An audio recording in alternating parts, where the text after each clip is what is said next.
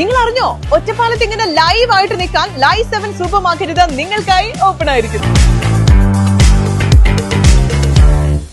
മാറ്റം ആഗ്രഹിക്കുന്ന ജനങ്ങൾ വിജയിപ്പിക്കുമെന്ന പ്രതീക്ഷയിൽ 22ാം വാർഡിലെ BJP സ്ഥാനാർത്ഥി സിജിഷ.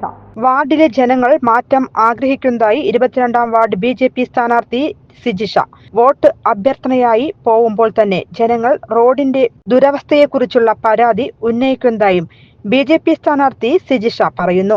എല്ലാ വീട്ടിലേക്ക് ഇറങ്ങുമ്പോൾ ആൾക്കാർക്കൊക്കെ നല്ല പോസിറ്റീവ് റെസ്പോൺസ് തന്നെയാണ്. എല്ലാവരും ഒരു മാറ്റം ആഗ്രഹിക്കുന്നുണ്ട്.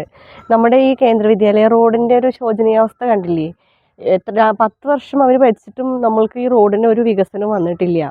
2 പ്രാവശ്യം ഉദ്ഘാടനം കഴിഞ്ഞു, പക്ഷേ അവരൊരു മാറ്റമില്ല. ആളുകൾക്ക് അതാണ് ഏറ്റവും വലിയ പ്രശ്നം. ഈ റോഡിൻ്റെ ഈ അവസ്ഥ ഇങ്ങനെ കാരണം ആളുകളുടെ വണ്ടികൾക്ക് തന്നെ എപ്പോഴും പണി തന്നെയാണ്. വർക്ക്ഷോപ്പിൽ നിന്ന് ഇറങ്ങാൻ നേരില്ല എന്നാണ് പറയുന്നത്. അപ്പോൾ ഇതിൽ നിന്നൊക്കെ ഒരു മാറ്റം എല്ലാവരും ആഗ്രഹിക്കുന്നുണ്ട്. കഴിഞ്ഞ 10 വർഷമായി വാർഡിലെ വികസന മുരടിപ്പ് കണ്ട ജനങ്ങൾ BJPയെ വിജയിപ്പിക്കുമെന്ന വിശ്വാസത്തിലാണ് സിജിഷ. 10 വർഷമായിട്ടും നമ്മുടെ വാർഡിലൊരു വികസനം നടന്നിട്ടില്ല. റോഡിന്റെ പ്രശ്നം തന്നെ. അപ്പോൾ ജനങ്ങൾക്ക് അതൊക്കെ മനസ്സിലായിട്ടുണ്ട്.